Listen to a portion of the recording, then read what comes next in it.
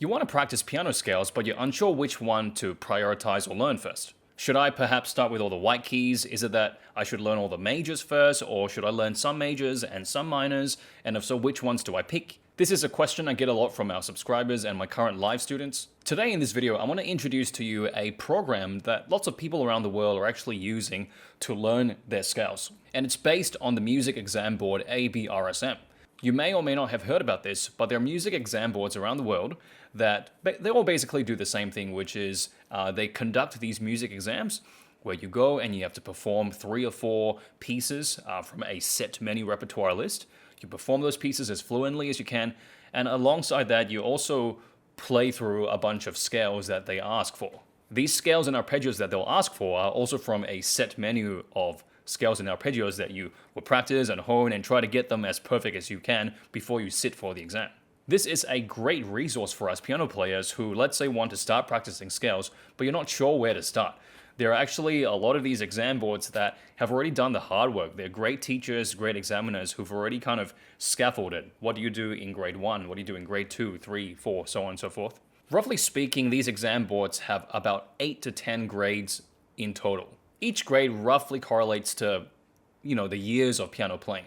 So let's look at now grade 1, which is roughly equivalent to someone's first year of playing. Now let's see what scales and arpeggios we need from this grade. So firstly, we have some of our similar motions.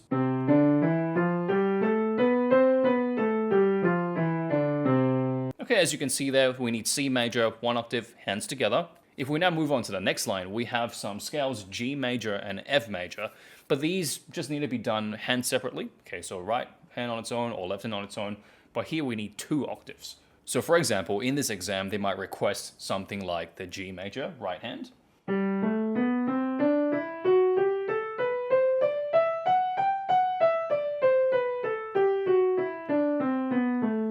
And maybe now we have our F major with the left hand.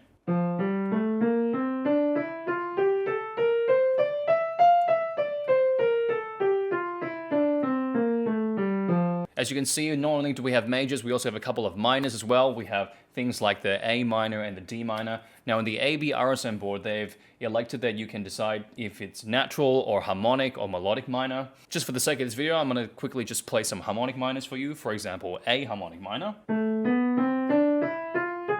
octaves.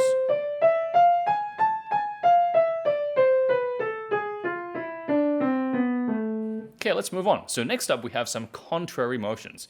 And what are contrary motions? They're basically contrasting in directions. So unlike similar motions, they are contrasting in directions.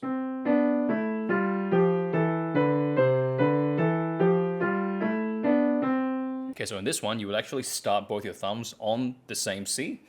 Most people start on middle C, and then just venture outwards. It's a mirror image of each other. 1, 2, 3, 1, 2, 3, 4. Awesome. Let's move on now to some arpeggios. In grade 1, we need G major and A minor, and these are still hand separately, just 1 octave. Very easy. They just look something like this. So in G major, it will literally just be G, B, D, and then you play the tonic at the top and come down. Let's say we now try our left hand for A minor. It would look something like this. And the goal for all your scales basically is to try to play them obviously without mistakes and as fluently as possible. My recommendation is to learn these scales from a scale book that shows you the exact fingerings for each of these scales or arpeggios. Lots of piano teachers like me like students to learn scales and arpeggios, not because we're psychopaths or meanies, but because of how relevant they are to the real pieces you see out there. Did you see that?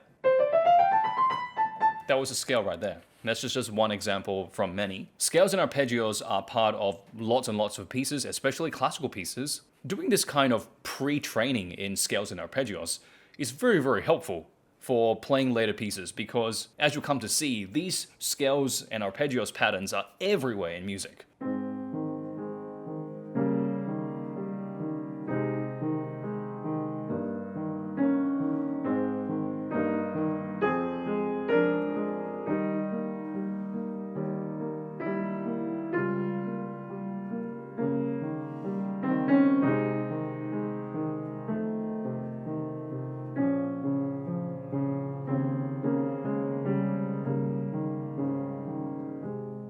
That little piece I just played had lots of small little arpeggios patterns, and me doing my arpeggios training helps me to understand how to place my hands in a more efficient way to play those notes. All right, let's now move on to grade 2 and then later in grade 3. Now in grade 2 and 3, I'm not going to go as in-depth as I did in grade 1, but I just wanted to show you an overview, and please use this as a starting point to do more research and practice these scales later. So let's look at grade 2 on the screen. Now you might like to take a bit of a screenshot for these, but you can also find this document on the ABRSM website. I'm going to put that link in the description box below. And one of the big differences I can see in grade 2, and this is roughly equivalent to the, let's say, the second year of playing, is that we now have mostly 2 octave scales.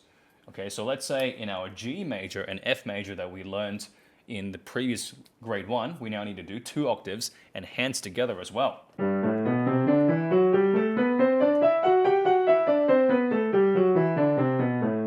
Let's jump down now to the arpeggios. Okay, so arpeggios is also 2 octaves.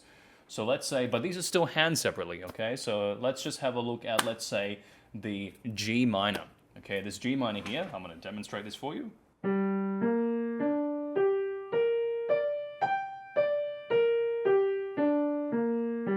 So what's different here? Okay, so this time, instead of kind of like ending on that pinky, you would now turn, do a bit of a thumb tuck, use your thumb to like start another octave. Start another octave. And then come down. By the way, as you are attempting these scales, anything that says hands separately, once you've practiced this for, let's say, a week or 2 and you start to gain some mastery in it, please challenge yourself by playing them hands together.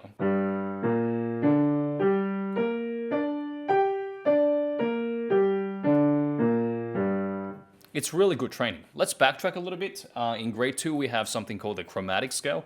Chromatic scale is this.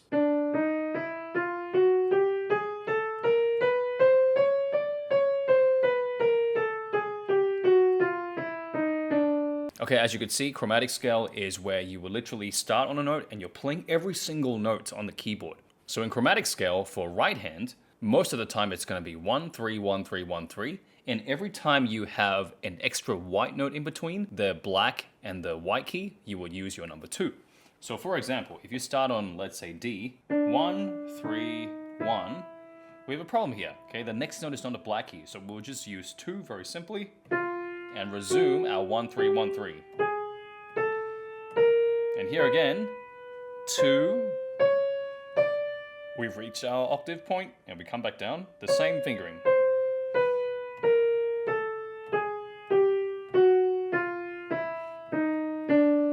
Lots of people make the mistake of using a different fingering. Lots of people do this, for example.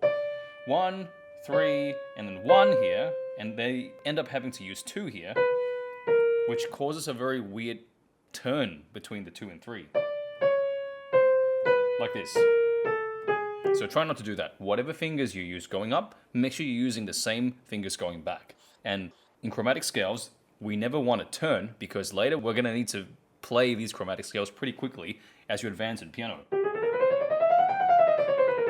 And there's no time to do a weird turn. So make sure it's always 1, 3, 1, 3, 1, 3. If there's a white note in between the white and black notes, you can use 2. And make sure you come down the same way as well. Lots of students ask me, why are these specific scales picked for these grades? Is there any kind of logic or system to them? Based on my own scale knowledge, and by the way, I can play really all scales, all 12 major minor keys, all arpeggios, all kinds of inversions. These scales are selected based on what I see are kind of 2 reasons. Number 1 is that these scales don't have too many sharps or flats at the start. So in grade 1 and 2 and 3, like for example, G major has 1 F sharp. Let's say F major has 1 B flat, so 1 black note out of a sea of white notes. Not terribly hard to learn. Another reason these scales are picked are also because of the relative majors or minors. For example, G major.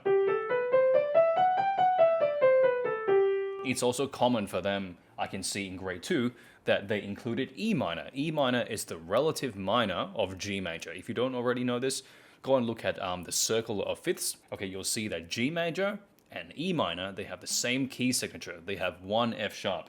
So this is also the reason ABRSM has decided that E minor should also be learnt because it has the same key signature as G major. That was the E natural minor I just played. Let's have a look now at grade 3. As we can see, there are more numbers. Okay, so we definitely have more to prepare for. This is for someone roughly speaking in their 3rd year of playing, okay? And by the way, year 1, year 2, or year 3, this is also highly dependent on how much you practice. I have students that will literally get to grade 3 in the first year, you know, if they work hard enough. Some people prefer to take their time. It's more of a hobby for them. So please go at your own pace. So something that's jumping out at me right now, let's say comparing grade 3 to grade 2, is that now we have some majors that are starting on a black note. So B flat major and E flat major.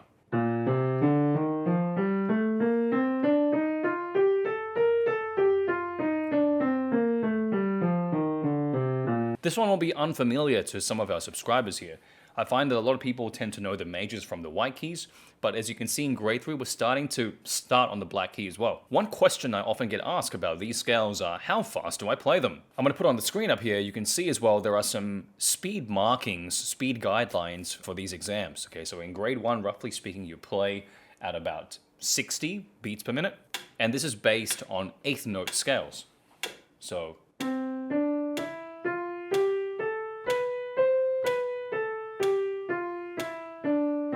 as long as you can play at that speed with control and without mistakes, it means, you know, you're pretty successful for that grade 1 level. As you can see, grade 2, it ups it to 66 BPM, and in grade 3, it's 80 BPM. So in these exams, there is a requirement to play these scales a little bit faster as you grow in your piano journey. We have come to the end of this video. I hope this has been helpful. Lots of students ask me, what scales do I start with first?